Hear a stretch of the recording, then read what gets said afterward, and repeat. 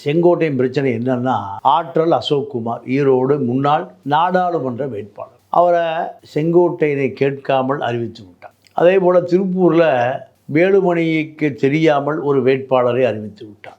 திருச்சியில் கருப்பையா ஒரு வேட்பாளர், நாடாளுமன்ற தொகுதி வேட்பாளர். அவரை அது யாருக்குமே தெரியாது. ஆக்சுவலாக தொகுதியில் இருக்கிறவங்களுக்கே தெரியாது. அதிமுக மணல் ராமச்சந்திரனுடைய அக்கா மகன், இப்போ அந்த கரிகாலனுடைய தம்பி. தூத்துக்குடியில் புத்தூர்கட்டு வேலுமணி. இப்படி தமிழ்நாடு முழுக்க யார் திமுகவை எதிர்த்து ஒரு 10 கோடி செலவு பண்ண முடியும்? அவர்கள் வேட்பாளர். அதிமுக முன்னாள் அமைச்சர்களும் ஒரு வேட்பாளரை நிறுத்தி திமுகவை எதிர்க்க மறுக்கிறார்கள். அப்போ எடப்பாடிக்கு ஒரு தேவை இருக்குல்ல. யார் 10 கோடி செலவு பண்ணுறானோ அவனை பணம் வச்சுருக்கான், சரிப்பா நீ நில்லு, 10 கோடி செலவு பண்ணு. முன்னாள் அமைச்சர்கள் என்ன பண்ணுறாங்க? 10 கோடி 20 கோடி செலவு பண்ண வேஸ்ட்டு, ஜெயிக்க முடியாது. அப்போ கட்சி இருக்குதுன்னு எப்படி தெரியும்? இப்போ ஜெயலலிதா இருக்கும் என்ன பண்ணனா, நீ நில்லுப்பா, நீ செலவு பண்ணு, மறு பேச்சே இல்லை.